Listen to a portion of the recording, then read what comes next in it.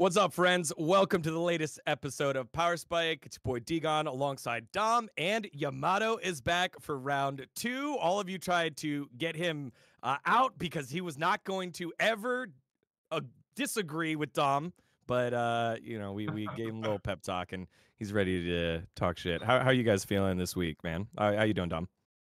I took my first day off of LPL in 2 months, so yeah, I'm pretty good, bro. I got a little bit of a break. Nice. How about yourself, Nice. Yamato? I did that one day. It was a lot of fun. I don't regret it. I feel like the LPL days are like vacations now because I can wake up at a human time. Like if I had to wake up at 2 a.m. like Dom, like I would be bald, like my eyes would be like hanging out of my face, like I'd age already 40 years. So Dom is a machine. That sounds like the Indiana Jones and the Lost Ark when they like open the Ark and their eyes like, you know, get burned out like it was wax and shit. That was very descriptive, you Yamato. I think I just want to hit on how many days in a row you do this, Dom. Like how many days in a row is it? How many hours is it when you are just grinding through the season? Is it straight normally? I mean, I did it every single day. There was like a 4-day break for EWC in LPL. So that was like the break that I got. Besides for that, I did it every single day. Woke up for at least the 4 a.m. series. Sometimes the 2 a.m. series, I would wake up as well. I did the 2 a.m. series like on Sunday, for example. So yeah, I mean, I did it pretty much for 2 months straight, 4 a.m. And then how is this kind of content grind, Yamato, been for your schedule, adjusting from going from the coaching side back to like, you know, the content side? Like honestly, like on the coaching side, the hours are very extreme. You know, it's like in KC, like the apartments we were given were so ass, so you just didn't want to be there. You just go there to sleep, like go there to shower and sleep. So it's like the first van into the office is like 10 a.m. and then we leave at like 2 a.m. and then it was just like perma in the office. It's like grinding. I think is very very like easy. I think the worst part is just not having enough time in the day. Sometimes I get lazy with the gym, I sleep less, and I notice how like eventually it's like a snowball. I can feel how my spine is like compressing slowly. I'm withering away. Like I feel like I've aged like 20 years in weeks. But then you do some dead hangs, you do some deadlifts, you come back at it, a good night's sleep, and you bounce back. You know, you realize how important like a balance is. I wish days were 30 hours long. Then it would be perfect. But 30 hours. You fit everything in, especially when you're in the middle of a grind that requires that much time. You know, like you look at the schedule and it's like, all right, this is 16, 18 hours. And we got to do it every day. So definitely props to both of you guys for grinding those days out. Well, one thing that you guys just did was watch the big matchup in the LPL that just happened, BLG and Anyone Legends, you know, the darlings of this split. They get the door shut on him here by BLG. Dom, what did you make of that series? I mean, AL, they haven't looked good in a while. I feel like they lost a lot of what made them fun. Like having the early scrappy fighting style is kind of gone. They're trying to do different things. I mean, before they were kind of crutching on Croco brand a lot, and now he's not picking it as much. He had some bad games with it, and it feels like now they're trying to become a more complete team. Like picking things like Ivern could be useful going forward. I guess getting one win versus BLG, it's decent for the team. So yeah, I would say that like overall, it's not a horrible result for AL. At least the fact that they're at least getting some games off the top teams, not just getting obliterated every single time, is something to look forward to. But you got to remember, it's the upper group. You know, you're playing against the best teams in LPL, so a lot of times, like, you could be looking bad in the upper group, but it doesn't necessarily mean you're that bad of a team. It just means that your schedule is like BLG, Top Esports, LNG, you know, like Weibo is playing better now. There's just a JDG. There's a lot of teams that are actually really solid right now in the LPL. Yeah, it just kind of feels like this is finals prep for all those teams on the top side. Were you able to watch the series there, Yamato?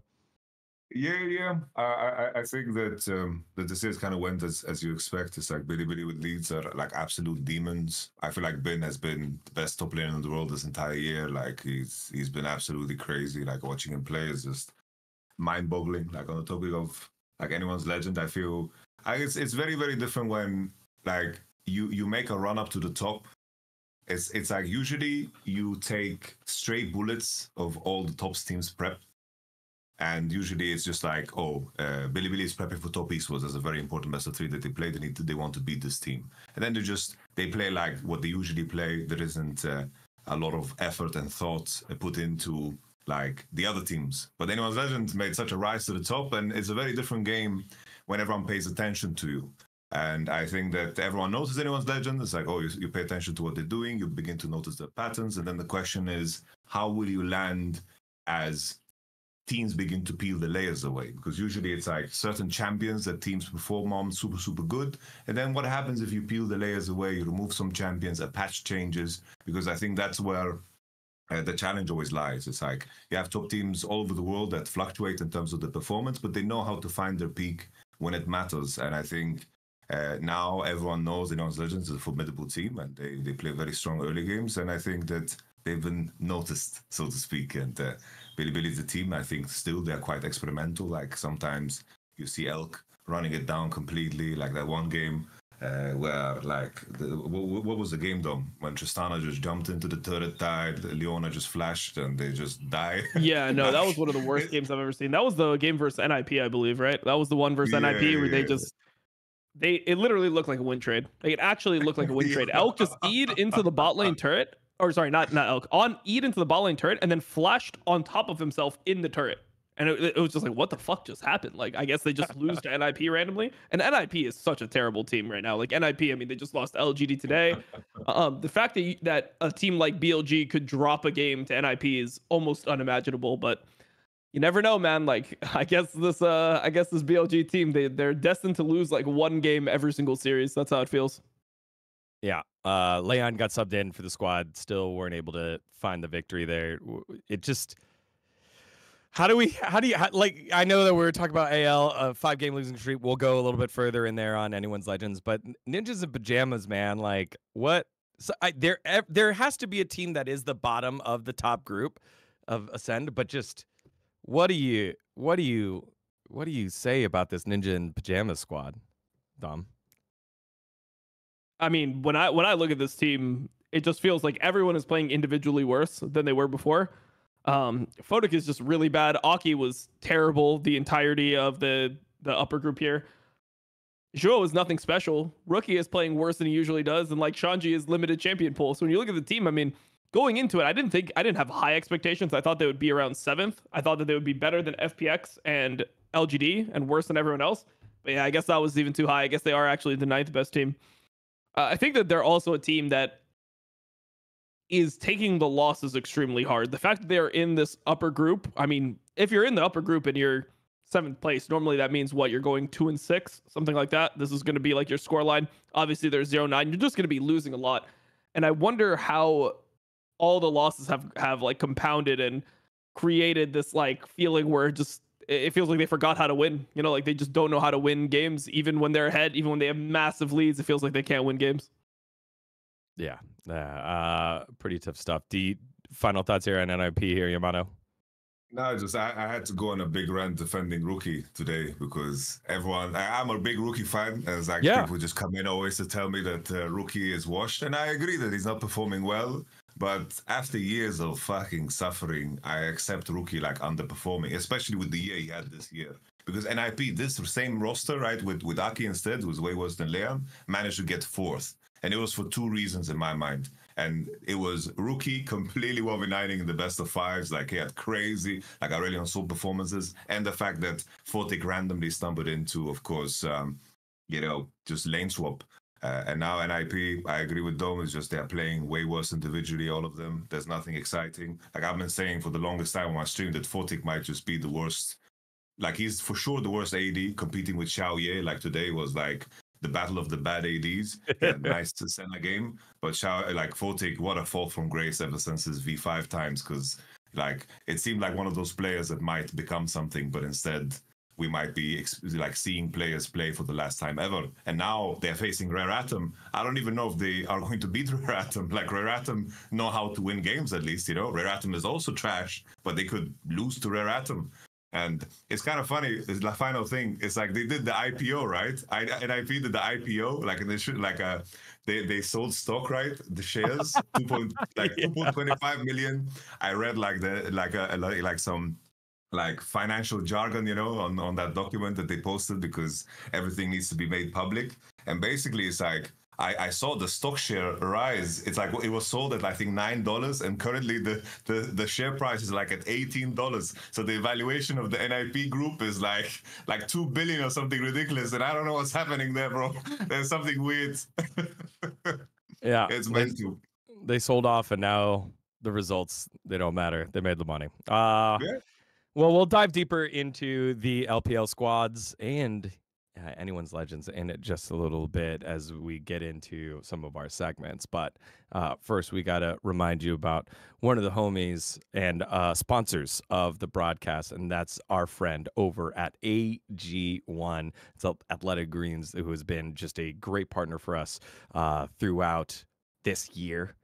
Because of what they do for us in terms of our health and sponsoring the show. It's been such a key part of keeping us healthy on the grinds, like what we were talking about earlier with our daily grinds, and by helping us improve our health and making sure that it helps our gut health and nutrient supplements that support our daily health. And it's backed by multiple research studies so that you can trust what you're putting into your body, which has been huge for us. Again, part of our morning routines, daily routines, Dom. It's been just key for me while I've been on the move, traveling to EWC, coming on back, but I had my travel packs with me. It's been just a key part of just keeping myself healthy here, Dom.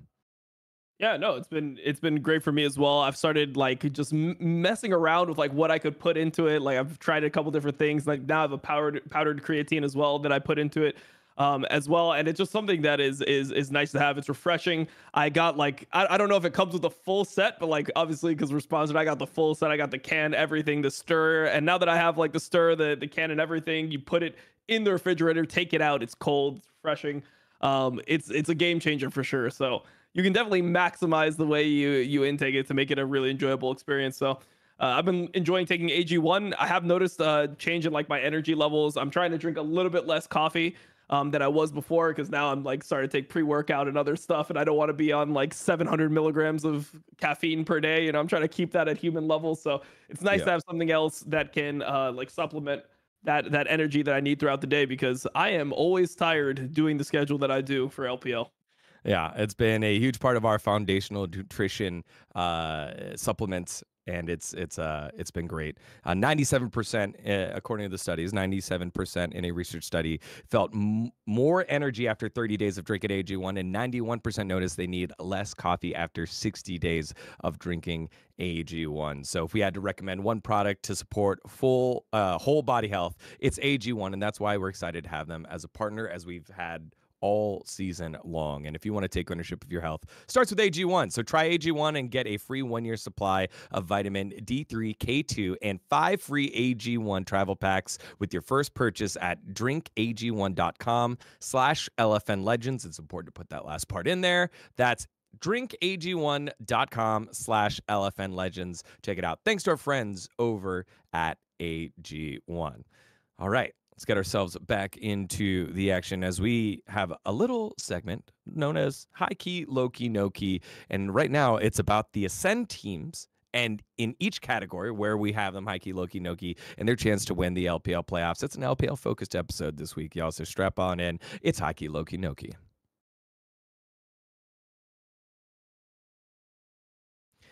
All right, y'all. Let's start here with the no key. I mean, we can stick Ninjas of Pajamas in there. Who else goes in the no key in terms of the Ascend group that has a chance of winning playoffs here, Dom? I mean, I'm throwing FPX in there, and I'm throwing LGD, obviously. I think those teams are just completely dead in the water once we hit the next stage. For FPX specifically, I think Milky Way has just been playing like way worse. I don't know what happened. We've been talking about it in our group chat. Like, we think maybe he might have a girlfriend or something. There's something going on here for sure. He might just like have been ruined by a girlfriend, because this guy is not playing close to as well mechanically, and everyone knows that if you want to be the best player possible, you cannot have sex, you cannot come. So Milky Way has had a girlfriend. He's been coming. You can tell by his gameplay, his energy is just completely sapped out of him. No AG1. Yeah, no AG1 for Milky Way. And yeah, it's very obvious. So I don't know, bro. It's just he got too popular. He was borderline MVP candidate. He got all the girls now, and it is just over for him. What you got for FPX here, Yamato? Well, I don't. How do I put this? FPX, bro. I think this is the meta shift, right? I think just care playing carries. Like our boy Milky Way is popping off playing Jax, Kindred, Viego, Zinzao even, and the meta shift care is playing Zeri, and he's disgusting. He's so disgusting. It's crazy. Like some players just need to accept it and lock in Annie. Like just like they just need to pick champions with buttons. Like pick Galio, pick Nico, go ATCs behind. At least you can have some form of impact. I think FPX is very doomed, but I think that we can put even more teams in the no way bracket for me. And I think we can even continue even further. There are better teams, but I can't imagine a world where like a team like Weibo Game is going to win. I can't imagine that at all. I think anyone's legend as well. It's like just me trying to imagine them winning or having a chance at winning, considering who the other contenders are. I feel like they are too far removed from the conversation. It's like Weibo doing better now. Like Tarzan has warmed up to pro play again in my mind, and he's doing better. But then, like if I look at the overarching like idea of this team and how their performance fluctuates, and knowing that Breathe is there, like if I imagine Breathe going up against any of the other top laners like Zika, 369 or Bin, like it's too big of a problem. Like the top lanes in this entire region, they are just demons, and their presence is so felt in the games that are being played. So I think a lot of teams can be put in that bracket of no way, in my opinion.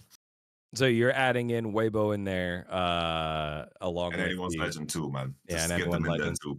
Like this is winning the LPL, right? That's tough. That's a big ask, very big ask. Yeah, I mean, okay, so not even like. All right, then I'm interested. I guess your grading scale is just a little bit harder than Dom. So Dom, go. Well, how about this? Then Yamato, you go again and give me your low key. These are your dark horse contenders to win LPL based off of Ascend, and we're assuming that OMG, Rare Atom. I don't know, like some of the teams in Nirvana are gonna pop up. Oh no. Okay, No, they're very far removed. They are. For me, that's a different region, Like, that's the morning game. It's just, I guess the low key, I think it's like has to be like LNG and JDG.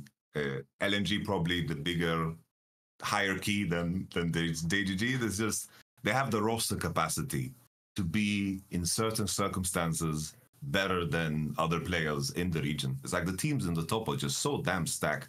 But if you look at LNG, it's like you have Scout, Gala, you have fucking Zika as well. Weiwei is also a player that has played better in the past than he is currently, in my opinion.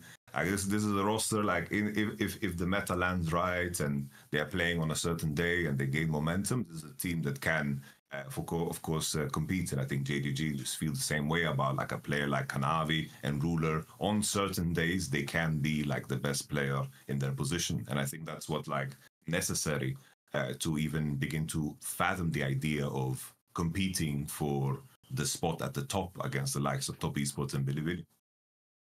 So then, Dom, you're sliding in a couple of those teams that he nixed out, like Weibo, like Anyone's Legends.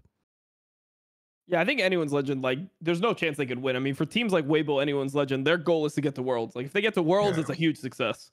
But for Weibo specifically, like, the reason why I have them low-key, I think that they do have, like, the roster where I could see a world, and with how they've been playing recently, I could see a world where, like, these players could perform.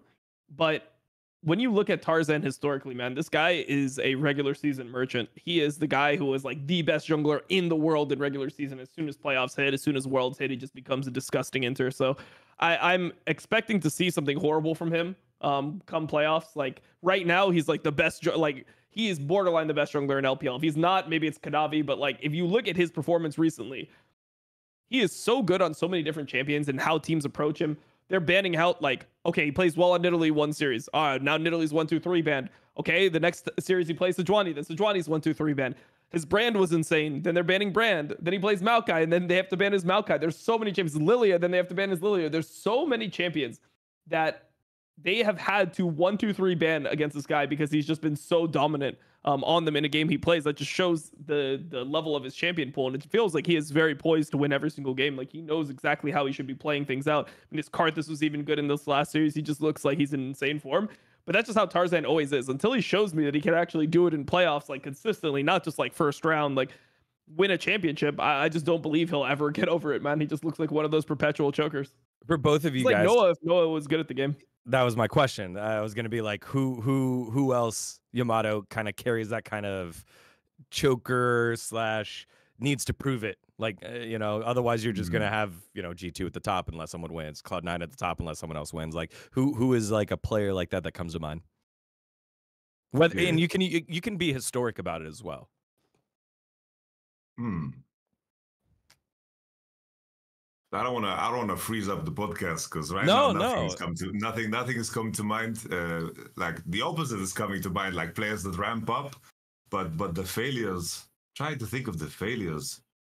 Or yeah, sure. Like how about one that had like a monkey on their back for a while and then they were able to get it done. Do you have any obvious one? Yeah, Chovy is one. I guess Keen is also a big one, right? Keen is another great one. Yeah, like Genji's like filled with them. Like Genji is like Canyon as well. Like on Damwon, you know, he was looking like rough. You know, it's like Genji is just like the unification of players that deserved better. I'm trying to think of someone that stands out, but ever since you guys mentioned Noah, all I can see is his Ezreal in front of my mind, and I just can't imagine anything worse than that. I just see him being forward and dying to Arnold's, and I don't know anyone that can surpass that level of tragedy, because it is a tragedy that deserves a page in like the Old Testament or some shit. Like, this guy players just keeps pushing a rock and just rolls over his head. I mean, there's other players that I feel like just don't have it in them. Like for example, Vedio, I have this feeling about. Like I can't imagine Vedio like being a champion in LEC. It just feels like this guy is like somebody who, when the pressure comes, you know, he's just gonna farm. Like even if it's regular season, making it to playoffs, or even if it's like a first best of 5. I mean, he's never won a best of 5 in his career. He's another player where I feel like I just can't see him getting it done. It just doesn't feel like he has that champion DNA that some players just have. God damn, I feel like we had this like that part that you just said. I remember us talking about that and, you know, like face check years ago about like Chovy, you know. It feels kind of the same where it's like pressure's on, he's just going to farm really big and there's one team fight and it loses. Well, think on it, Yamato, and maybe if it comes to your mind later. And then friends at home, that's the question. Players that were poised to get over the hump and either never did, haven't yet. Let us know a couple that you have there. Yeah, Tarzan in that category right now, which is why we brought that up. All right, and let's go to the favorites. Let's start Blaze at the top of the LPL, and let's split the hairs, right? Who is the favorite? Why are they the favorite compared to everyone else? Dom, you go first. Yeah, I mean, I think for me, like the team that's playing the best right now, I guess, would be Top Esports, but I think BLG is still like the favorite. I just feel like when the pressure is on, these guys will figure it out, and especially like the way that they deal with their leads. It feels like Top Esports is a team where they'll beat you if they're better than you, but if things start getting like messy, a lot of the players on that team can have, you know, like down games or like not great moments, whatever. Whereas BLG, I mean, I just believe in these guys to get it done. I mean, Knight has won so many times. Bin is in insane form. I think Wei is playing extremely well right now. Like this guy just seems like he's completely back. Like he knows how to win every game. Has less variance in his gameplay. And as long as bot lane is playing lanes that they know how to play, I think they'll be the best team. I think the biggest problem with BLG is when they play some of these lanes that they don't have direction in, or they don't really have like an idea of how they want to progress the game. They kind of just like will die in lane, or On will just start doing random shit. Elk will die in bad ways. But I think come playoffs, they're going to settle on a few things that makes them special, and they'll understand what they need to do to win. And I just think that they're the best team. On my end, that's just a follow-up. I feel like Billy, especially after spring, like I think that they allow themselves just a way bigger leash in terms of how they approach things. And it's like one of those cases of they're gonna be the favorite until like proven otherwise in the matches that really, really matter. But on the other side, Top Esports has been they have been on an absolute tear in like the recent matches. Like I believe they did. I don't remember the last time these guys lost. Like they had the initial series that looked pretty bad, right? They dropped was it against Weibo? They dropped the series. They Who did lost drop the series LNG and against? LNG and BLG. BLG. Okay. That's like fair. That's like fine. Like the last couple of series, Top Esports have been dominant. Like Tia is looking good in the meta. I think that this is also like a very, very well-rounded team. I just always, when it comes to those, like when it comes to the final series, I just like think back to what happened in spring. It's like the finals looked very different from the first initial best of five that they played, and I think that as Dom mentioned, when it comes to like them being sharp on very specific things, I think this team looks completely different. I think even as today, you had a great example. In the first game, they played Zeri, Rakan.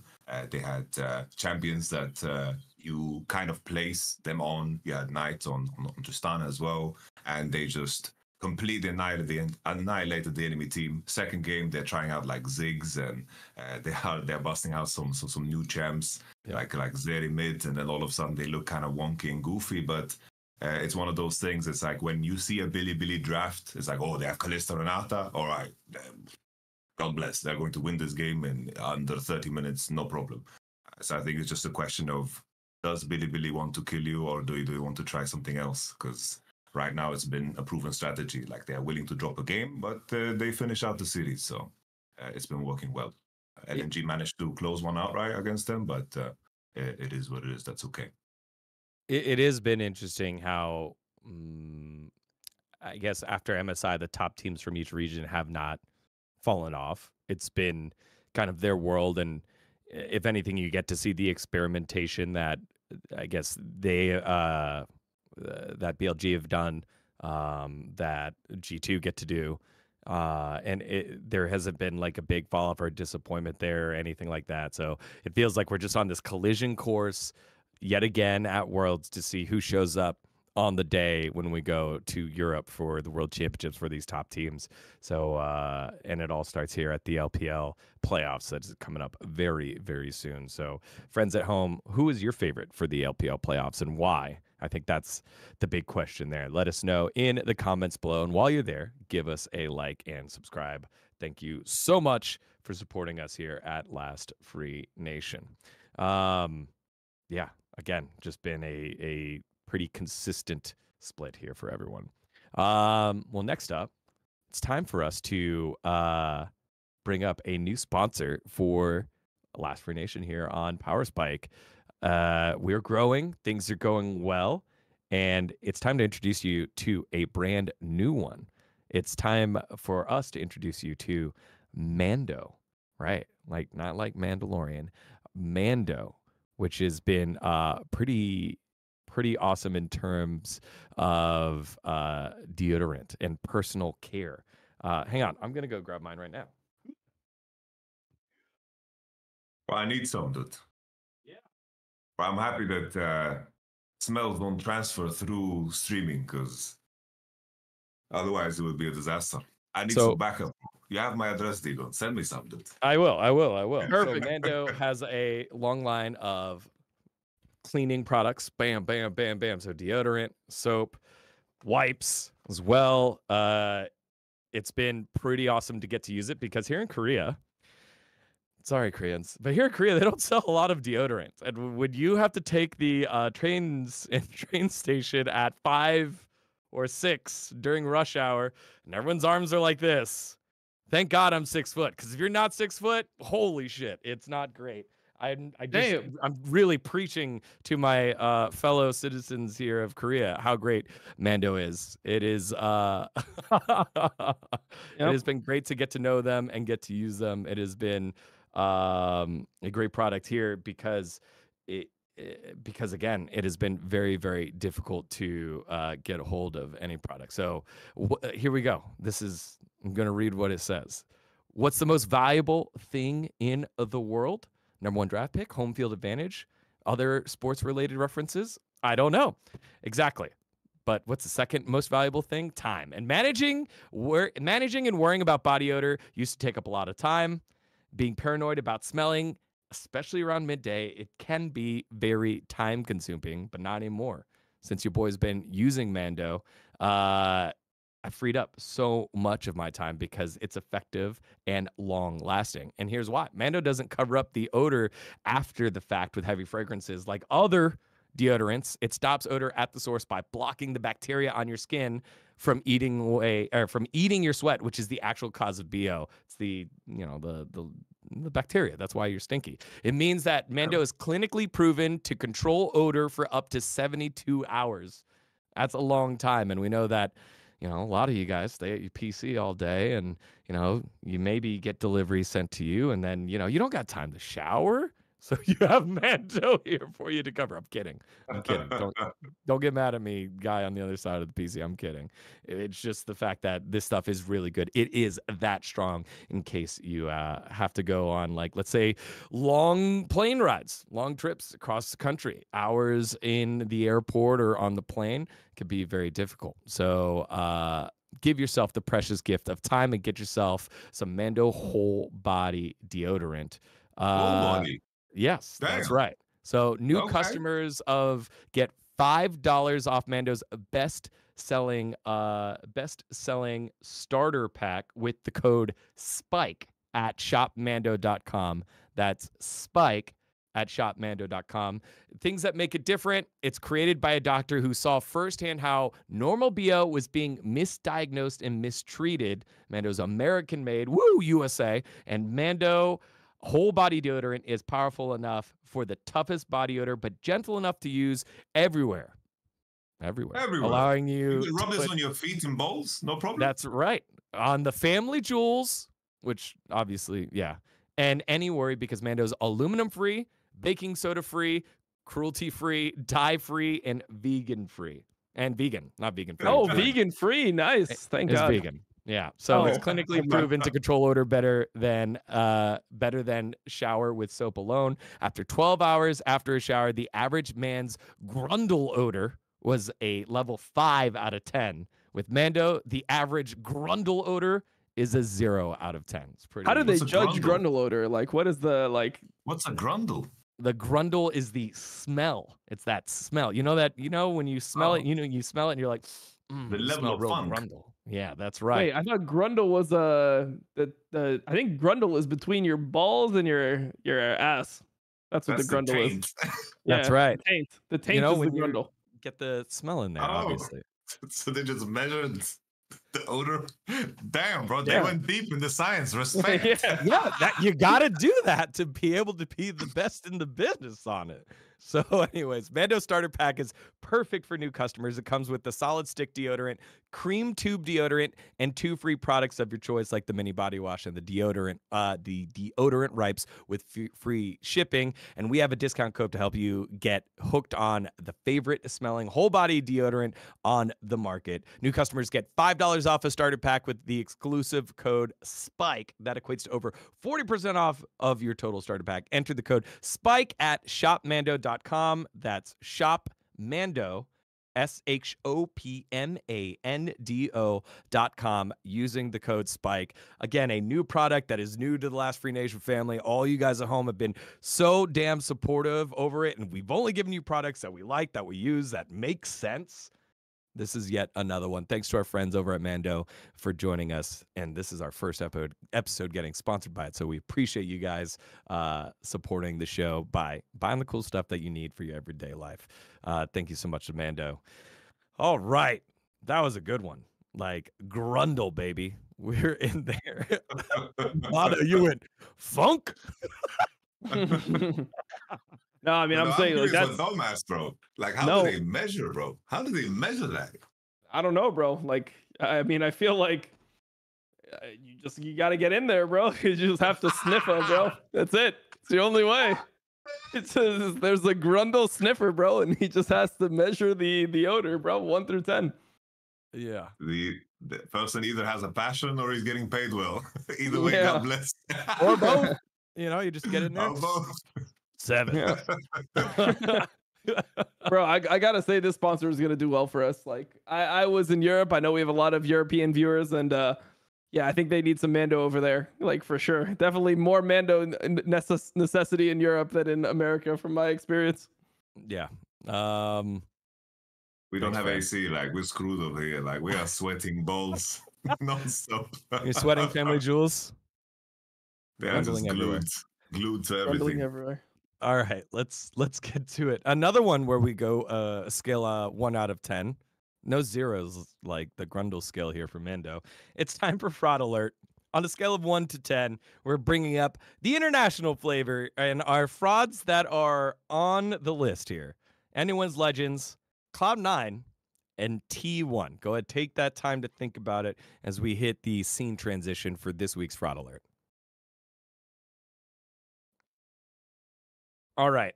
We can start with Anyone's Legends because we did start talking about them a little bit. They are on that, was it 5-game losing streak right now. When you take a look at the schedule of what they played, and we were like, hey, you know, this team, they might have it based on how they finished in the the group stages or the placements, the summer placements into you know, their first couple of games. They did beat the guys at the bottom of the table and FPX, who are also, you know, tied with them right now. But how do we feel about them as a fraud, given the fact that we haven't had an episode in like 2 weeks as well? Dom, let's start with you. I feel like they're not super fraudulent considering that LNG and Weibo are just playing better than they were before. I don't think anyone expected them to be better than the top 3, which is like BLG, Top Esports, JDG. Like they were never expected to be there. I think that they could have been 4th, but then LNG and Weibo have improved. So I would say they're just like a mid-level fraud. Like I would give them like a 4 out of 10 fraudulency. They're definitely playing worse, but it's not like anything extreme to me. I think the only game that really, this only series that really stood out to me was the one against JDG. I think Ale really underperformed against Sheer. Like I think everything else seems like very reasonable in terms of where they are and in terms of their result. I think that the challenge becomes a lot harder when everyone notices you and play against. I think judging the group stage transition to then these like winner, upper, lower, hell, heaven, nirvana, ascendant, whatever. It's not like super easy, but Yeah. I think the Anyone's Legends, I think they're all right. I think they're formidable. I think that they have things to be like proud of in terms of what they accomplish. But I think the main thing that stands out to me that maybe makes me, you know, I think what was disappointing is just that JDG series, because Ale really ran it down when he was like poised to be like one of the guys that could maybe compete with the best. But that was definitely like a step in the wrong direction. Yeah, when you brought that point up earlier, Yamato, I really like that. Is once you become a target and people focus on you, you can't really get away with too much. And if you are kind of one trick and you get solved, that's pretty tough. It's like what's happened to Guangdong Freak. So we'll put it there. What was your number? What was your ranking? I'm sorry. What did you put him at? Oh, so between 1 and 10. 1 and 10. So 5 is like they're all right, and 4 is like they are a bit fraud. No. They're on this list because they are fraudulent. I forgot this is Okay. Like the first time. So it's from How 1 to 10. fraudulent? It's a Yeah, scale. how fraudulent are they? Yeah. I would say like a 2. Okay. Yeah, 2, 3. Yeah, That's a little they're okay. All right. I'm making an executive decision because the homies in the chat are right. We deserve to talk about Fnatic here in the fraudulency scale. So this was not on the script, guys, but this is for you. So if you're watching at home and you're like, I want to see them all, don't worry. We have another segment for that, but also Fnatic deserve to be on this list. So what do we rate Fnatic here in terms of the fraudulency scale? Yamato, were they fraudulent at all? I mean, I feel like you have to be when you're up that much gold in the finals, and you know. But go ahead. What do we think? Honestly, like the only thing that stops me from putting them on just a raw 10 is the fact that this has just been the story of Fnatic in this roster alteration. It's like this was the worst possible way to lose. But Fnatic choking and losing out, and the final games are just withering. That was the story in spring too. That was the story last year too. It's like last year it was like all right because they had like Wunder and Sub and they like made like a come up. But I went back and looked at those moments, and there are some terribly memorable moments too of just choke. but not at this level. Like this has to be probably the worst finals of a split that I've ever seen after 14 years of League of Legends. Yeah, it's the worst finals of all time. It's the worst finals of all time. It's literally the worst. It's the worst. So I give them a 9.9 because at 0.1, a feeling of me, I had that expectation. And that's what Fnatic is at this point in time. We have that expectation on them. Yep. All right, Dom, this is what everyone bought the tickets for. Go for it. I put them on a flat 10. Like, I think that they are as fraudulent as you can possibly be. The fact that they proved in the previous series that they can compete with G2. And the fact that they are just like this big chokers, like it is just so disgusting to watch. Like these players play with leads. I hate watching them play with leads. I said it in my rant. I'll say it again here. There's no way to lose these games. Like today, I made a point. We were watching the BLG versus AL game 3, right? And yeah. BLG was like 7K gold up at like 22 minutes, 23. And they're like taking the tier 3. They don't even have Baron yet. They're taking the tier 3 turrets. They're in the base. Like they have like all the Drakes. Like they have all the pressure in the fucking world. And it literally just looks like, okay, yeah, it's this is a formality. Game is fucking over. There's no way you can lose this game. That's 8K gold lead. And you know, the game ends 2-3 minutes after that. It's not just that they lost with an 8 to 10K gold lead, right?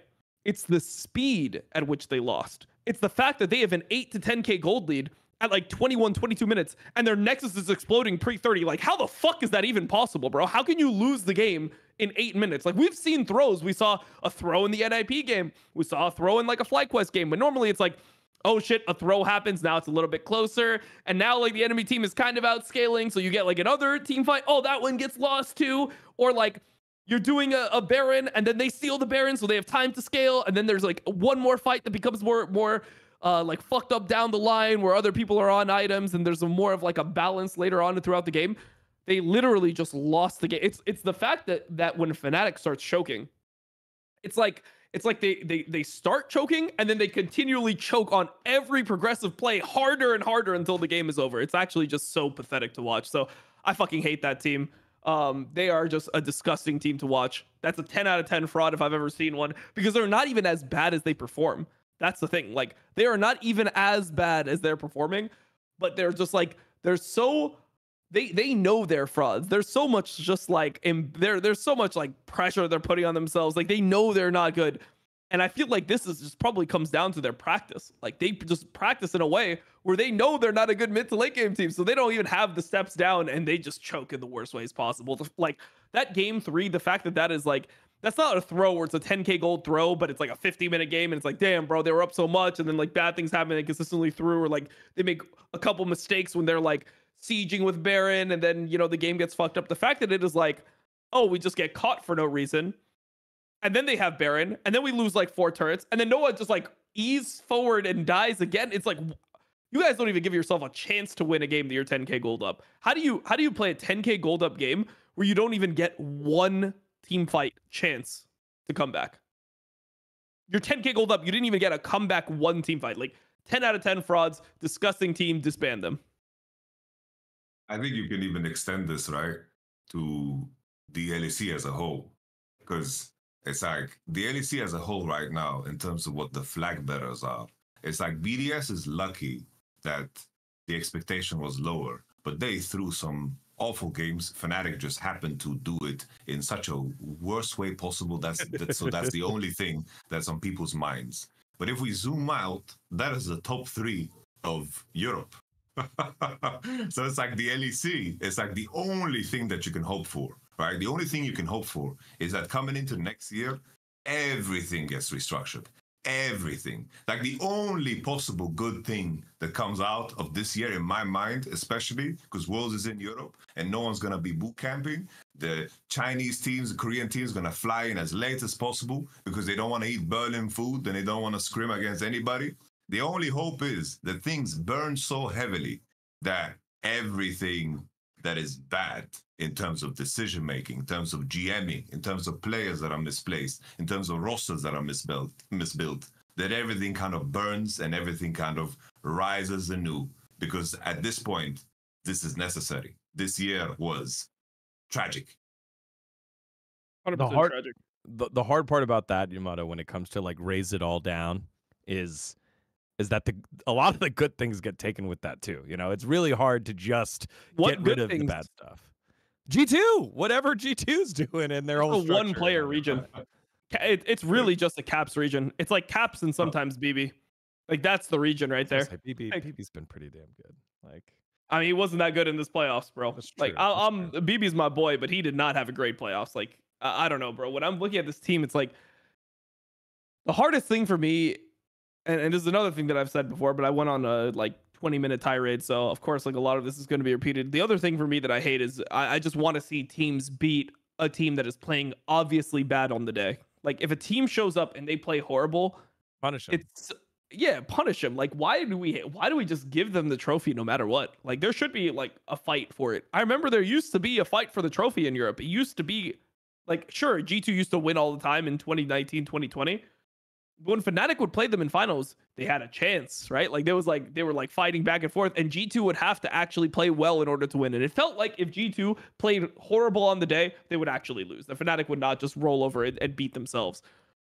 I feel like that's missing. There needs to be more dogs in Europe. Like these guys, it feels like they're just so like, it feels like players are so bitch made these days. Do you I mean, both of you guys, do you know, like, have the players talked to you about this? Like maybe the G2 problem or the G2 aura, it just seems like, you know, everyone goes in, they do their best, but is there regrets? Do they think, should I have done something different? Was there training I should have done different? You know, what is it about this GT squad that seems like no one has been able to answer, to the point where the region kind of feels apathetic? Have you heard anything? In my mind, right? Like, without revealing too much of what's going on the inside, just from the outside, I think that now the top three teams, we've seen these dynamics, like the core of these dynamics, play against each other for a very long time now. BDS has been relatively the same for now, 2 years? You have Fnatic, the roster also being relatively the same. Sure, it was like in summer last year where it started with Noah coming in and Trimby, but the core of everything has remained the same. Same thing for the G2 roster. I think when you're top of the table, it just begins to stagnate, and it has already kind of peaked. In that moment, you just need to have some roster shuffles. We need to see Razork on a different team, Humanoid with a different player. It's like you need to separate that, because they've played now together for 3 years. It's like G2 as a roster, I understand their challenge because they need to improve in a region that is awful, right? That is a very, very big challenge. And before this split, I was quite impressed with the fact that, wow, they are getting better and they did well at MSI, even though the region that they're practicing in is like covered in mud and sticks. It's like, that was like impressive, but at some point you're gonna feel the returns of practicing in that, right?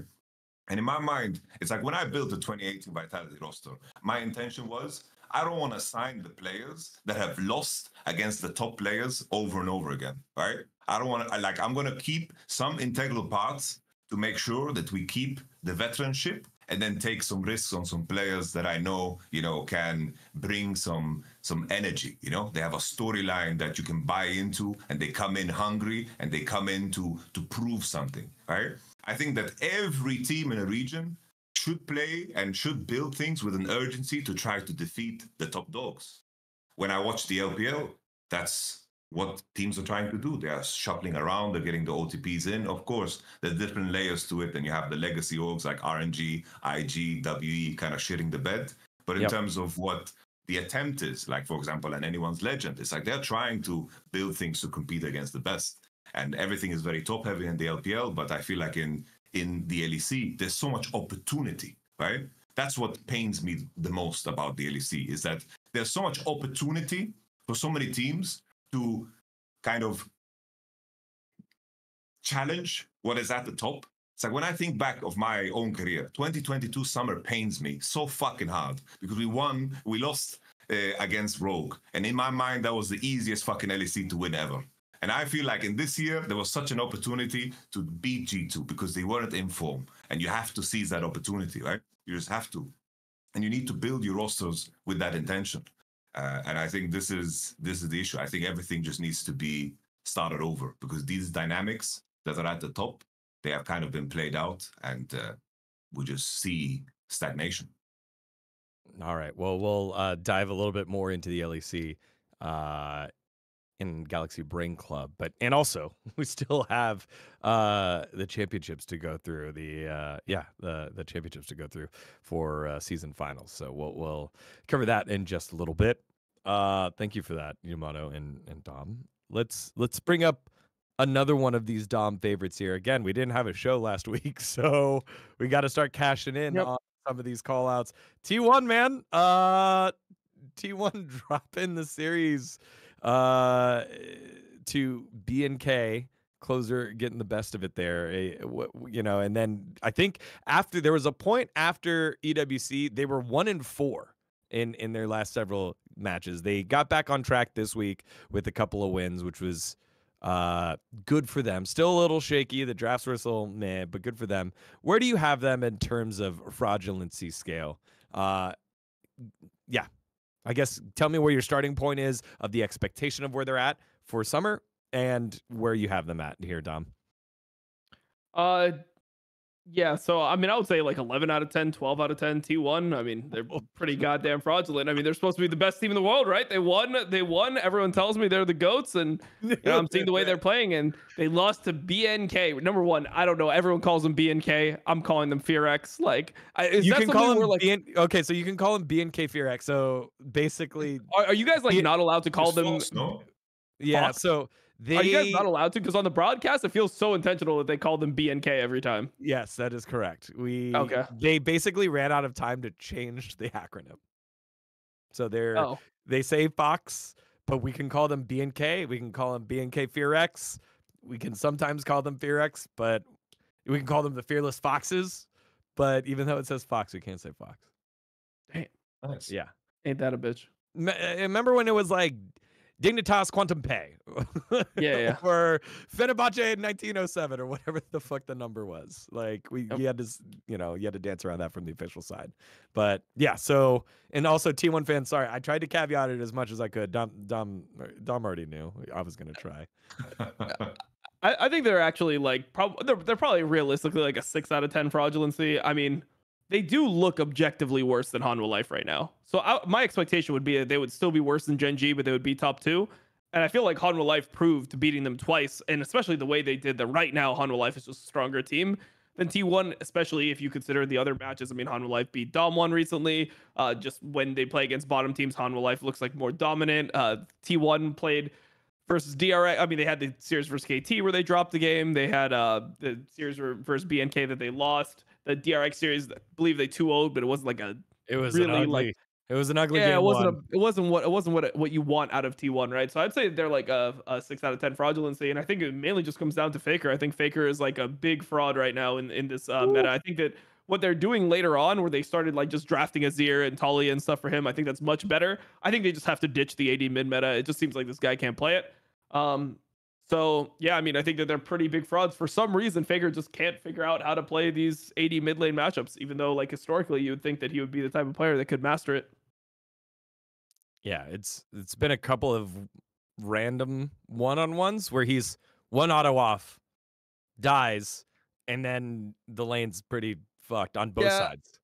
I feel like it's cope though, because it's not like one auto off where it's like they're both like autoing at the same time, and then like correct. Gets his, like it's like a one auto, but it's like a very clear one auto, which I know people are gonna think that this is like nitpicking, but there's actually a difference. If you watch the way that he dies to Showmaker, for example, earlier on the split, it's like he would need like this is level 1 auto attacks. Like you have a long time in between your autos at this point, so like he's getting his last auto off.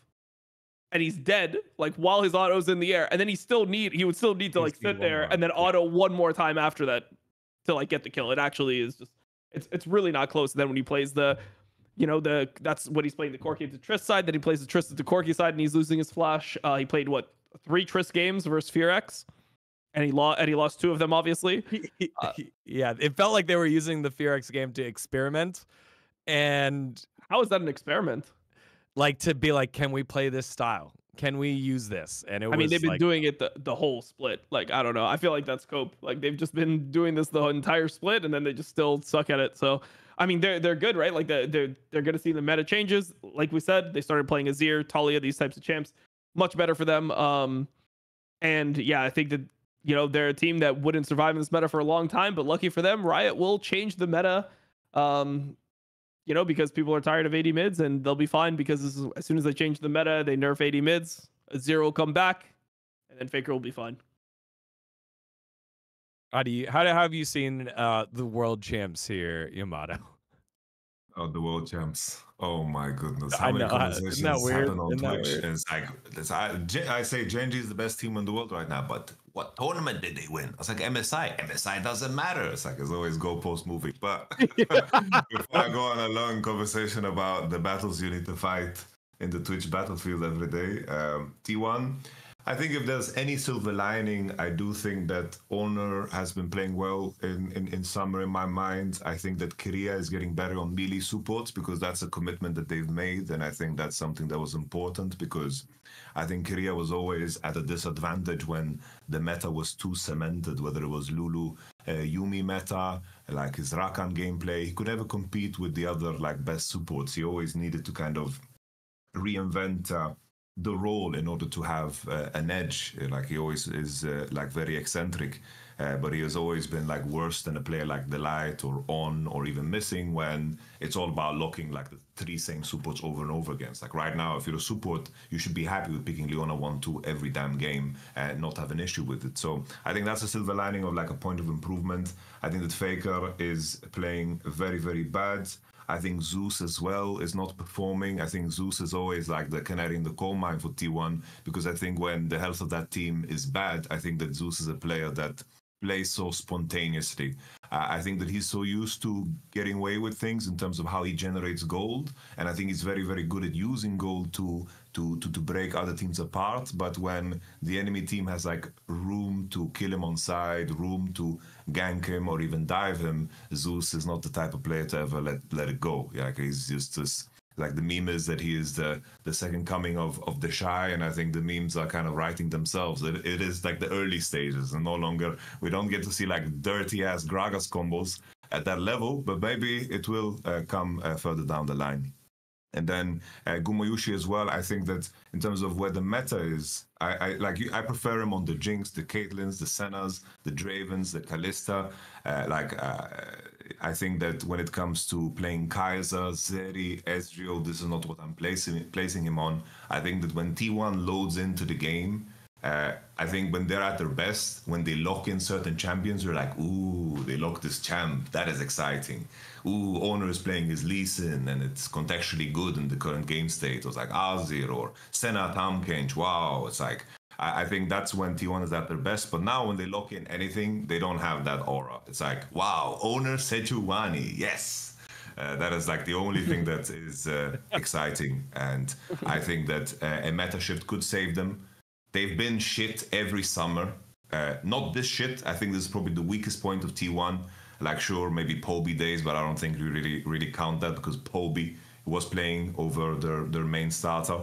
But summer has always been like in the regular split of summer, they've always kind of struggled. And then when it came to the best of fives, they pushed like the other teams to 5 games and somehow they made it through. And I guess that's like the only silver lining. But I think currently, 6-5 fraud alert is very passable. I think they just need to come to terms with these 80 mids don't work. And probably when it comes to the best of fives, I doubt that they will ever lock Justana again. And hopefully for them, the patch kills her off because the first one didn't. I always love it when we get the Poby shoutouts. Poby, everyone's goat. It's funny that you brought up the aura when they pick a specific champion for T1, because in the DRX game, the first series, they have Senna, they're scaling against a Aurelian Soul, and they get to like a 50-minute second Drake. It was a Elder Drake. It was a disgusting game, but Yehu is just in the front line. He dies, and then T1 win. In game 2, they're like, okay, fuck it, we're doing it. They pick Draven, Soraka, and it was the ooh shit. Baker's on Azir. Okay, he's doing the Azir thing. Okay, Owner's playing Vi, but they lock in the shit champions, and then they just ran them the fuck over. Like, it was not close. And I think that's T1 to a T. It's Gumayushi on one of those carries that you need to be on, and then something that's creative here for Keria that is slightly outside the meta, because, when it comes to, just repetition on the 1-2 supports that you need to play, sometimes he falls further behind. He's much greater in a wide champion pool meta than a deep champion pool meta, I guess, if that makes sense. I guess a specific champion pool meta. All right, well, that's T1. And then we've got one more for the NA fans at home. You were like, hey, what about us? Well, to be in the top half of the league, you need 2 wins. So we're not talking about LCS too much right now, except for Cloud9. 5-0. They've beaten everyone that they're supposed to beat. However, they still haven't played TL and FlyQuest, which are clearly the 2 other best teams in the league. So fraudulency scale, they're on the fraudulency scale. And if you had to guess who wrote this script, that's right, it was Monty. We had to have a shit on LCS moment because Monty wrote the script. How do you rate Cloud9 right now based on the fact that they're still, I guess, early stages of integrating Thanatos and whatnot, and the fact that they haven't played the top tier teams here, Yamato? Honestly, currently, I would put them on a fine 0. I think that they put in a new coach, to put in a new top laner. I think that their games are looking fine. I think the last series they played was perfectly okay. I think the big challenge will be, of course, beating FlyQuest and Team Liquid. And if you zoom out, maybe at the beginning of the year, that was the expectation. But I think, looking now where the other teams are in terms of FlyQuest experience, Team Liquid experience, and being fair in terms of how I measure C9 in this split, I do think 0. There's nothing really that stands out to me that I would put them on fraud. I feel like when I think about the other teams that we've mentioned so far, like fucking Fnatic and T1, they don't belong in this conversation, Monty. I think Cena's all right, man. They're all right. I want to see them against Team Liquid, and then maybe, we twist the knob. But I could imagine that this is a team that still could qualify to the World Championship with ease, considering there's 3 slots. All right, Dom, how do you feel about it? Yeah, I think for me, they're like a 1 on the fraudulency scale. I wouldn't put them on a pure 0 because there are some games where I feel like they are kind of fraudulent. I mean, they have this like Nidalee idea that I don't really feel like they play Nidalee as if they're a Nidalee team. It's like they just lock it in, but it just looks wrong to me. They're still better than the teams that they've played, but they haven't played the 2 top teams yet, right? They still have to play against FlyQuest, they still have to play against TL, and this is coming in the next 2 weeks, which is their test. And I think that they probably, in my mind, are underdogs in both series. I think FlyQuest is kind of underrated by people right now.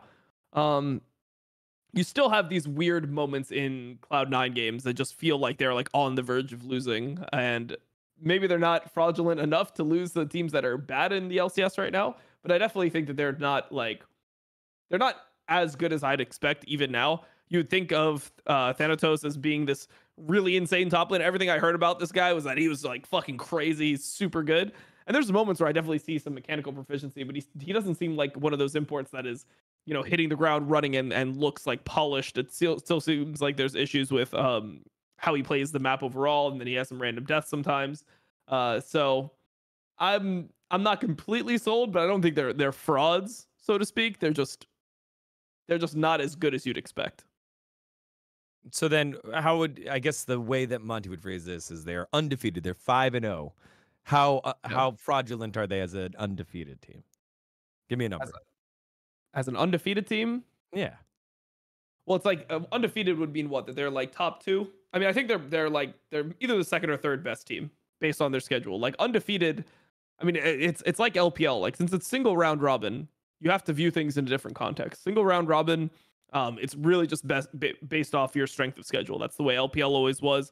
That's how LCS is now as well. So if you have the idea that because they are on, an undefeated streak, though they have like some expectation to be super good, then sure, maybe they're fraudulent in that context. But in the realistic context of they played the 5 weakest teams in the league and they beat them, it's like, yeah, I mean, they're not super. They haven't done anything super fraudulent so far. They just don't look as good as you'd want them to look.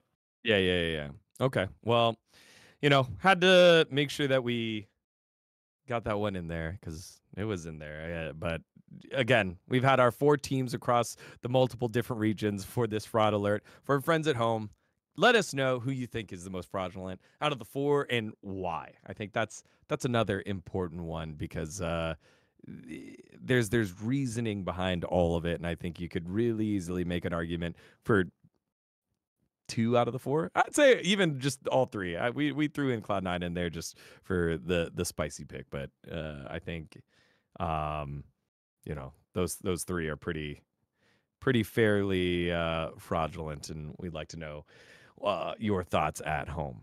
All right. Well, with that, we've got one more segment to go, but also one more of our sponsors to go through, and it is our friends over at Factor. Warmer, sunnier days are calling. Fuel up with them with Factor's no prep, no mess meals. Meet your wellness goals in time for summer thanks to the menu of chef-crafted meals with options like Calorie Smart, Protein Plus, and Keto.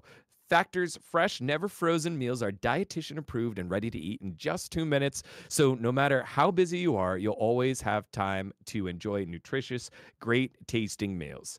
Make today the day that you kickstart a new healthy routine. What are you waiting for? With 35 different meals and more than 60 add-ons to choose from, every week you'll always have new flavors to explore. Dom, have you had a new one recently? Because you're the one that has enjoyed some of these meals and the specific types of meals that you've had. I haven't had one that's actually been like delivered to me yet. I did order some new ones for next week, so I'm trying the filet mignon. So we'll be doing a filet mignon, wild mushroom filet mignon. But yeah, Factor meals, they're good. I mean, I'll have Yamato on them when he's here. I get a box every week, and I don't know, they're always changing up things. There's always new meals being added, and you always have your favorites there as well. I think when I first started using Factor, there was something like 20 meals. Now there's like 35 plus, and they change by week. They're not the same 35 every single week. So there's so many good meals on that thing. It's impossible to not find something that you like from Factor. I mean, they have anything from pasta to steak to chicken, fish, like vegan option, vegetarian options. They have pretty much everything that you could possibly want. And now they have like add-ons as well, so you can get like things so you have like keto shakes, which I've had a couple of them complimentary, because when you order a lot of boxes, sometimes they'll throw in like samples of new things that they have. So they have like these keto shakes that are really good. There was one that I had that was like a birthday cake flavor, and it actually has like almost like it's like a healthy shake, but it tasted really delicious. So Birthday cake. I've been using Factor for years now. I think I first started using it in like 2021. And they've just gotten better and better since then. My mom orders Factor meals. Like, they're completely dumb, family approved. My girlfriend eats Factor meals. My mom eats Factor meals. I eat Factor meals. We got Factor meals for everyone. And yeah, I just think that they're just super high quality. I love ordering them. Yamato, when you are working in a grind, and sometimes while the grind, you said you can feel your body compressing, you can feel yourself. How important is it to you to make sure that you fuel yourself with the correct type of stuff based off of what your life goals are? It's so important. It's like I really like the fact that, when you have all the nutrients down and everything is just so simplified. I think streamlining the process, because I don't know if I'm the person that is just dumb, but when I go to the store and then I have to cook and then I have to clean and then I eat for 5 minutes and all of that effort is gone. Took me 2-3 hours. Cost even more money. Like, I don't know what to do with the rest product. It's just there in the fridge and slowly, molding up. The simplicity and just saving time. Time is money. Time is power. Time is everything. We need to be grinding nonstop. Getting the meals in just a simple way. Throw it in the microwave. I think is just, it's so broken. It's so broken. It's so broken. Thank you, Yamato. All right, well, make your day delicious from breakfast to dessert, and stay fueled with easy, nutritious options by heading it over to factormeals.com/powerspike50 and use the code powerspike50 to get 50% off your first box plus 20% off your next month. That's code powerspike50 at factormeals.com/powerspike50 to get 50% off your first box plus 20% off your next month while your subscription is active. Thanks to our friends over at Factor for helping power power spike. Damn, Dom, you got your whole all the dominates on it, dude. That's awesome. Yeah, I mean, I, like Forest Within, like I have Forest Within on them. He messaged me randomly. He's like, bro, like, do you have a contact? Because I will promote these instantly. Like, I got him on the factor meals. He like absolutely loves them as well. I mean, they're actually just phenomenal. And they also like the best thing for me is like I'm trying to like I'm going to the gym now. I'm trying to regulate like how much I eat, my calorie intake and stuff like that. And it's just so much easier to do them with factor meals than any other type of like meal service. Like it's so much harder to cook and know exactly the calories and everything that's in there and calculate. Oh, did I put this much oil in the pan? How much is that going to add? It's just so much easier to just have everything like right there packaged for you. It just makes it really easy to track all your macros. Yeah. Well, thanks to our friends over at Factor for making it all happen for us. Last segment of the day, friends. It's time for the Galaxy Brain Club. And if you liked the Fnatic segment earlier, you're gonna love this one. It's time to talk about that, that awkward thing that's been hanging over all of us right now. That's right.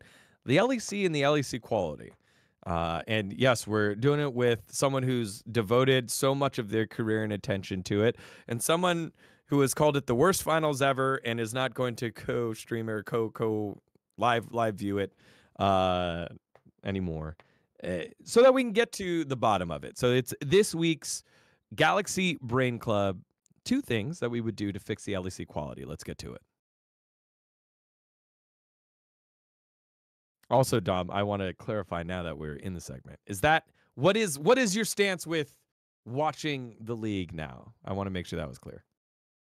Just after the end of the year. What I've said from the beginning. After the end of the year, after season finals, that will be the last time I do LEC. So I'm actually excited to just like have like more time to create things, because I feel like part of what ends up happening is like the schedule becomes so suffocating. I'm somebody who's done like 3 regions for, I mean, pretty much the majority of the last like 5 years of my life. And then especially this year, like I also throw in LCK. So it's not like I would say I don't cover LCK. Like I essentially cover 4 regions. Just LCK, I don't do like the day in, day out. I mainly watch the hype matches, or like in between LPL, I watch LCK. But yeah, now I throw CBLOL in there as well. So for me, I think it's going to be nice to have some time. And also, I just don't feel the same like passion for the region that I did. Like people have noticed this year that I just seem less enthusiastic about it. And I mean, people like the rant content. They love seeing me rant at the end. But like that was me just getting it all out, because when I'm watching like the games, it just feels so surreal to me. Like I just feel like teams used to be better than this. Like maybe it's cope, maybe it is actually improving every year, but like the level, like at least in comparison to other teams, like a 10K gold throw, like I can't believe that this is happening in finals now. And then the other thing that was so horrible is people forget that the BDS series was just as fucking bad. It's like the Fnatic series being so awful made people forget how bad the BDS series was, because the Fnatic series is obviously what we ended with. But the BDS series, I had the same feeling where I'm like, how do these teams not just like know how to win a basic game of League of Legends? Like I just don't like, I don't think G2 is doing anything extraordinary. It's not like they're doing some really creative macro play where I'm dissecting and I'm like, okay, that was really fucking smart by G2. That's why they're champions right there. That was a great comeback play. It's like G2's just playing the game standard, and then they're just winning from 10K gold down. I mean, even the game 2 that we watched between Fnatic and G2, because you got to remember all 3 games were throws, right? But it got increasingly worse as time went on. Like game 1 throw was not as bad as game 2 throw, which was not as bad as the game 3 disgusting Noah throw. So game 2 throw, if you think about that game, in the fight that should decide the game, Caps misclicks and Valkyries into the whole enemy team. Do people remember this? Caps misclicked his W, Valkyried into the whole enemy team, and that ended up, this play, before he respawns, it is a winning game state for G2. Right. Yike has no flash. He's over the wall. Brand, no flash. They can easily just get the Baron. There's no contest. There's no way that they could realistically contest. I was in call with Yamato, and Yamato was like, is this real from G2? Like, why are they even walking up? It's so desperate from G2. What are G2 doing? G2 is making an objectively bad play. They're trying to contest Baron 4v5. When their jungler doesn't have smite, they can't even steal it. And the enemy team has insane Baron damage. And somehow this ends up being like a game-winning play for G2. So, I don't know, bro. Like, it just seems so unreal to me. Like, we're zoning a jungler that doesn't have flash. I assume that they just thought he had flash, and they just missed the fact that he flashed. They're, like, missing timers because they're nervous or whatever. But it's very, very, very hard to watch. Thank you for the clarification on where you're standing and multiple examples on why that is, which is not why we're here for this Galaxy Brain Club meeting. It is to fix it. So Yamato, you said you want to raise it all down, get rid of the bad parts, and keep the good parts. Well, I said didn't keep the good parts. It's hard to do that. And then Dom was like, "What good parts?" But what do you want to see? What are two changes that you want to see here from the league, Yamato?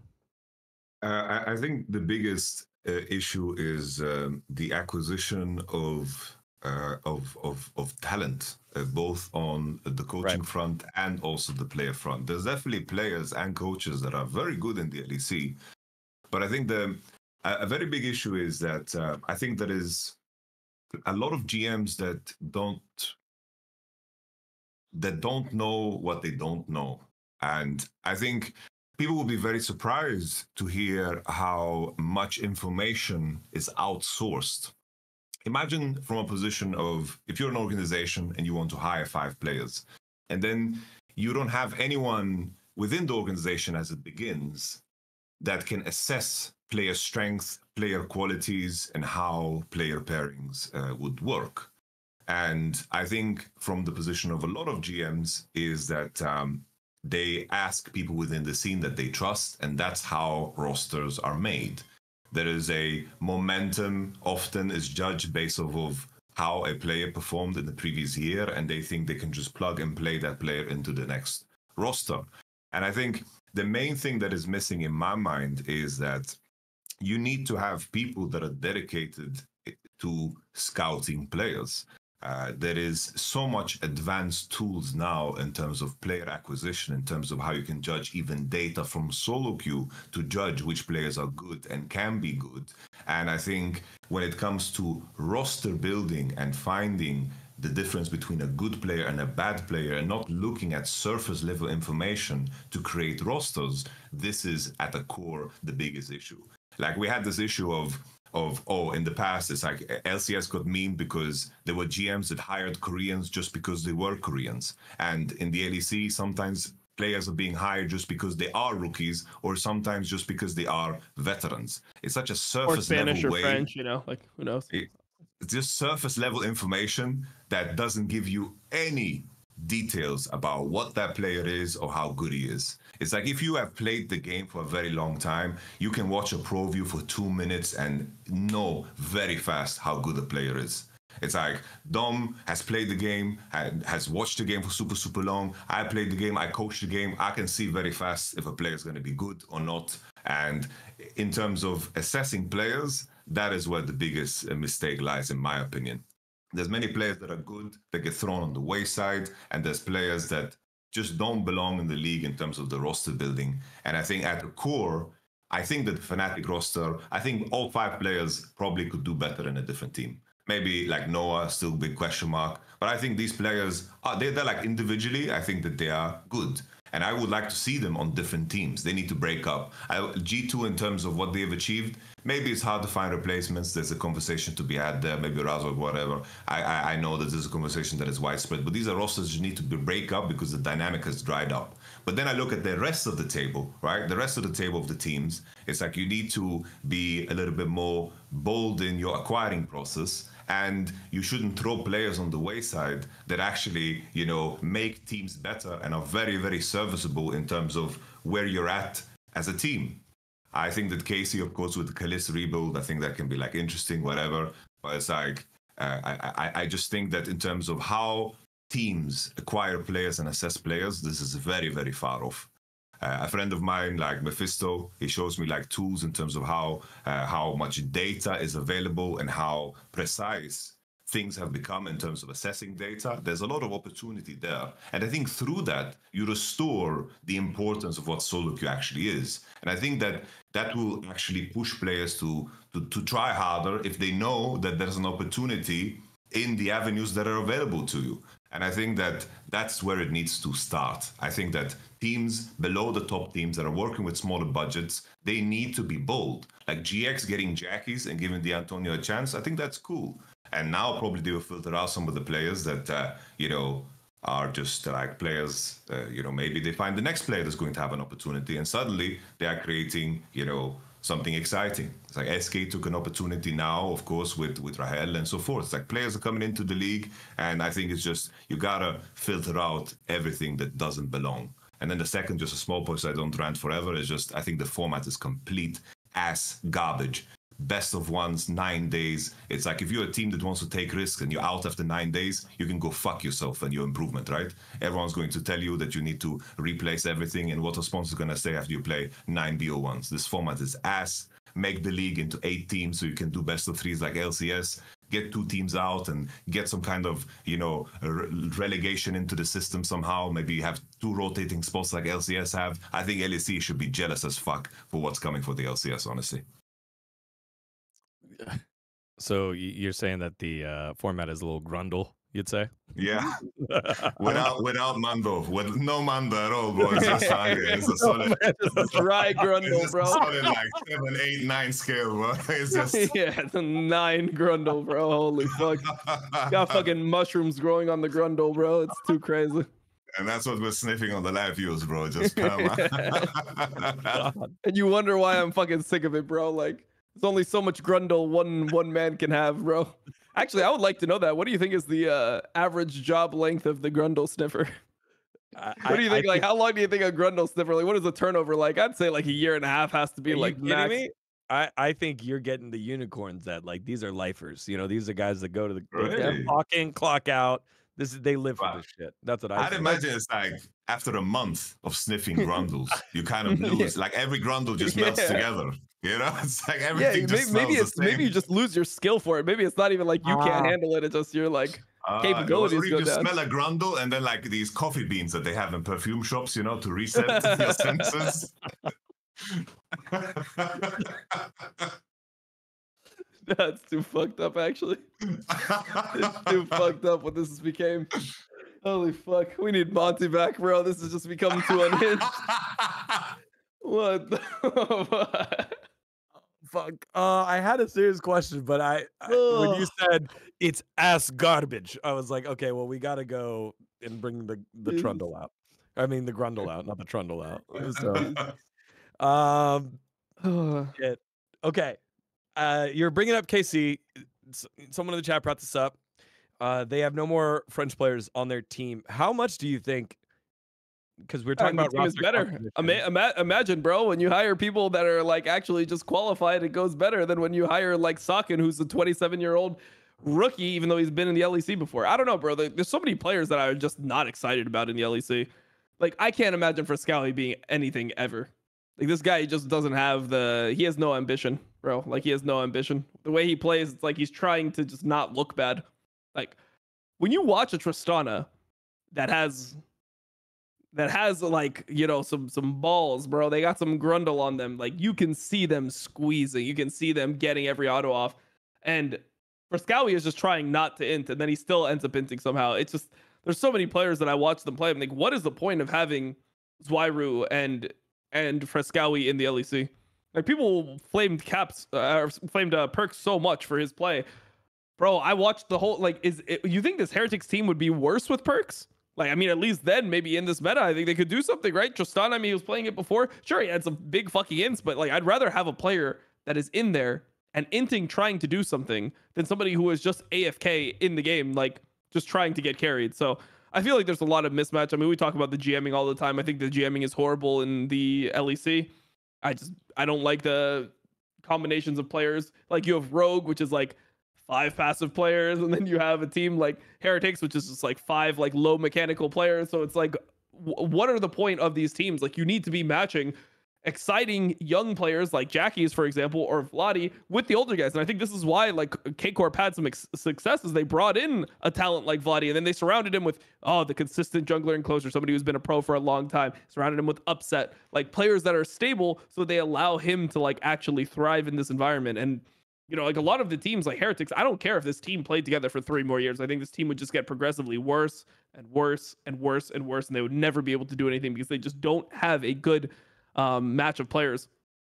So it's just tough to watch, man. Like, I don't know. I feel like there's so many issues, but the GMing is the worst part for LEC. We need to like fire every single GM besides for like G2 GM or something. Like just fire all the GMs, bro. They're all just so bad at their jobs. It's crazy. We keep Mitch as well. He's we'll keep doing SKGM fine. as well. True. God bless him. So my point was with the KC team. How far do you think it set them back to have like that, a French focused roster? And that being, was that a priority? Was that a priority for them? And do you feel like how far did it set them back? Like this year, but now they've got to, do they have like a piece, maybe two pieces that can build around for next year? What do you think about that, Yamato? I mean, it's obviously going to be Kalist and Vladi, right? Like that's, and Targamas will stay because Kalist wants to play with Targamas, right? So like you're going to have that three, and then we'll see about the top side. I would not be opposed to them running it back with Closer. I mean, I think he was like serviceable enough, and a lot of people kind of like flamed his champion pool and stuff like that, but I think that he had to play these champions in this team because his team like required him to make a lot of sacrifices in order to operate. So for me, I just like think that, I don't know, I just like players like Sakin are just not exciting. Like there was just nothing exciting about him. Like I've seen more out of Vladi in one split than I saw out of Sakin in two. Like in three, if you consider the first split that he played back in Vitality, just doesn't feel like he has that read for the game. And then maybe I'm just like too solo queue focused, but when I see a player like Sakin and I see the way he's playing in LEC, and then I look at his solo queue rating and it doesn't look like he's like a monster in solo queue, or he's like very like individually talented either. I just don't see what the redeemable quality is. He's not a veteran. He doesn't lane well. It doesn't seem like he's clutch. He doesn't look good individually. Like, why do we have a player like that in the LEC? I mean, the only reason that I can think is because he was one of the mainstays of K-Corp. He was one of the draws to that team, and all of the fans loved him. And because he did well in ERL, they thought it was time to give him a shot. But I don't know. I saw nothing from him. I can speak from Casey's side, right? It's like because I was a part of that roster building process. It's like when I came and like I had input on who will play AD and who will play jungle, right? So it's like Bo I pushed for because the other names on the list just weren't inspired. Like Inspired was the second name that I was interested in, but it was a player that the others weren't super keen on because Inspired tends to be very very direct, and that's something that that information is all over the place, right? Because like they worked with Synchro, who was like quite similar, and basically they wanted to keep the core of what they did in of course ERLs, and from that degree, like at the time, like I think it made sense, it made sense. I think that it came with a lot of risk, and that's why I wanted to push for Bo and also for Upset, because I wanted to make sure that even though a lot of risk is at hand, we will potentially have a very, very high upside. We need to have players that can reach insanely high peaks and can like push for top positions and maybe form the other players into role players.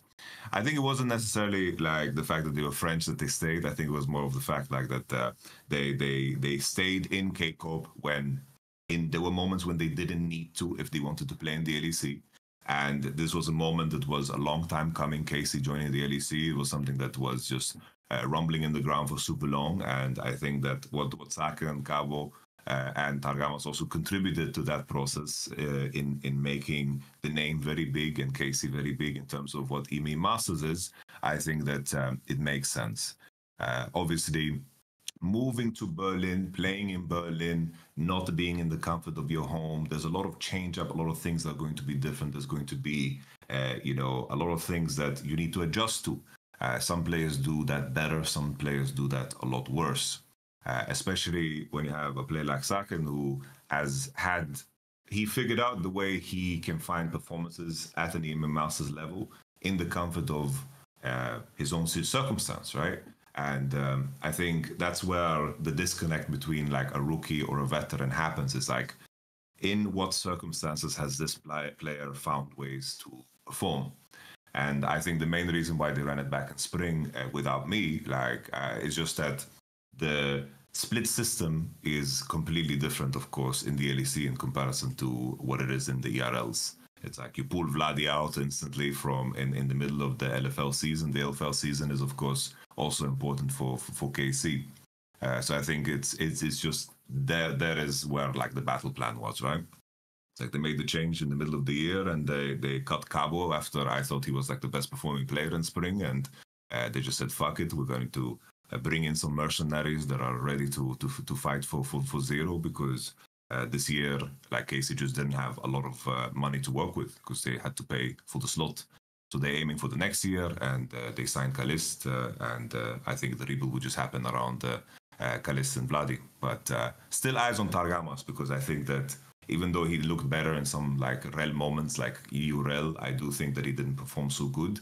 So maybe that's something that they will consider differently coming into next year. I don't know how much of a lock he is considering next year. Good guy, Yamato. Anytime, and I wanted the insight, right? Which is why I kind of posed that question as like of it being like, hey, was this a French roster type thing? But Yamato comes in and is like, it feels like you're talking about your kids there. You know, it's like, well, here's what happened and why it happened, and it feels like it was a reward to the players, and honestly, like these are the players that got them to that spot, so they deserve the spot. Not, hey, they're French, we're going to use this French roster. Yeah, I think it's like, obviously Casey like wronged me. You know, it's like my loyalty was to the players. It's like I want Upset to succeed, like Rhea, Shaves, like those are the homies. You know, it's like that's where my loyalty lies after I was cut off at the head. I'm just giving the rationale in the decision-making process because I was there. And I think in that moment it made sense. And looking back at it, I think it also makes sense. Like we can't be like only results-oriented.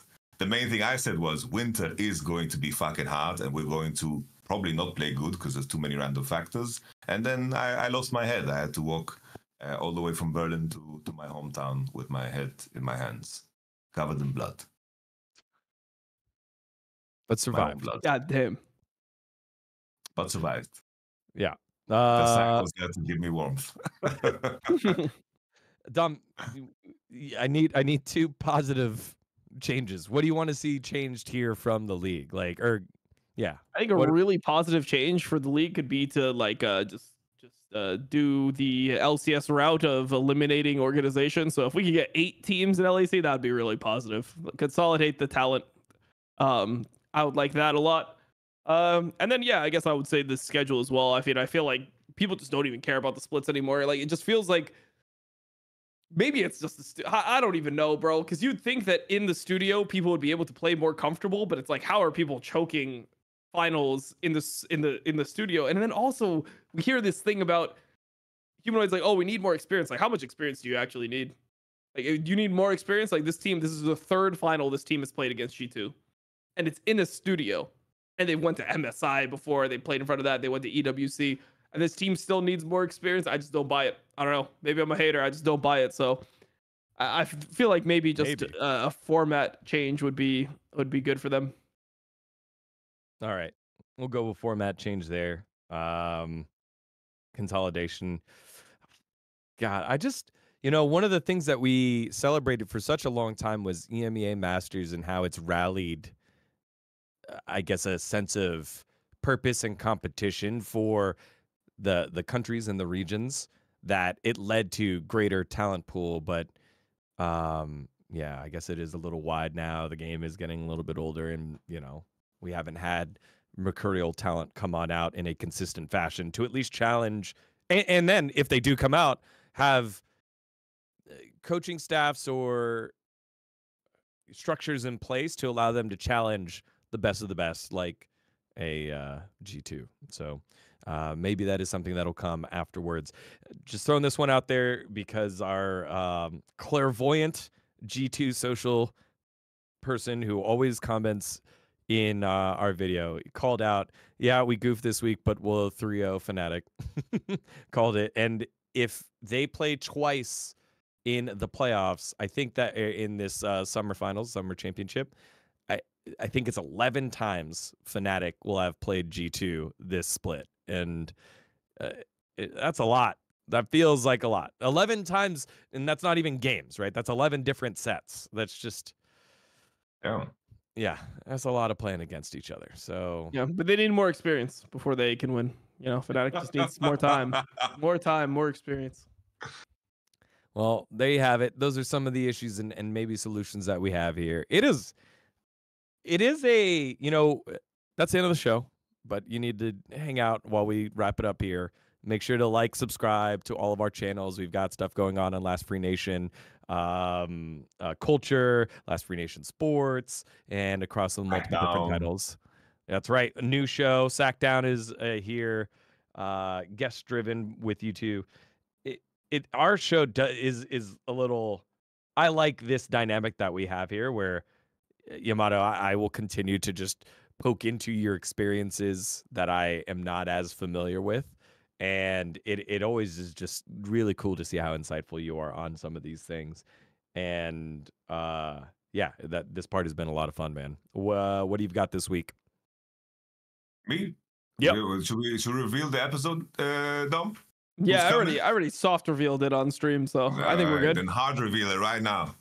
Yeah, so we got Niski on the Sackdown on Thursday. We'll film it. It'll be out on Friday. So we got Niski, one of my boys for a long time. He's gonna join the Sackdown, and we can talk about all the drama, the Elyoya Niski drama, everything that's going on right now in LEC, and his career. I mean, this is a guy that's been around a long time. He's experienced a lot of EU, and he'll probably have a really good answer to a lot of the questions that we're asking here about EU as a region and what needs to be done to improve it. Niski was one of the first players I interviewed back in LCS when I was back in the day. I've always thought very highly of him. He's super fucking funny, man. He's super funny, and it always felt underrated. So that's going to be a hell of an episode. So that's Thursday, so it'll be out on Friday. Do you guys film it live? No, we don't. Okay, so watch. We do it recorded, so we can cut things if the guest starts getting racist or something. Yeah. Racist hasn't happened yet, just to be clear. Perks was disconnecting of the episode. He was DCing. Okay, yeah. All right. What are the big matches that you have this week coming up? I'll give you a second to look by shouting out the ones in the LCK. We've got T1 Gen G, the finals that everyone's going to see. That's on Saturday. That's the Saturday showdown match. That's a huge one. T1 versus D+, which is tomorrow. And then probably KT and Hanwha Life. Actually, just watch tomorrow.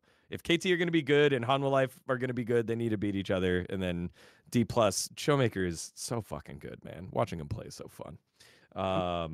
Yeah, those are the big matches here for the LCK. And then Bro versus DRX. That's the other big one. That's my big one for the fucking week.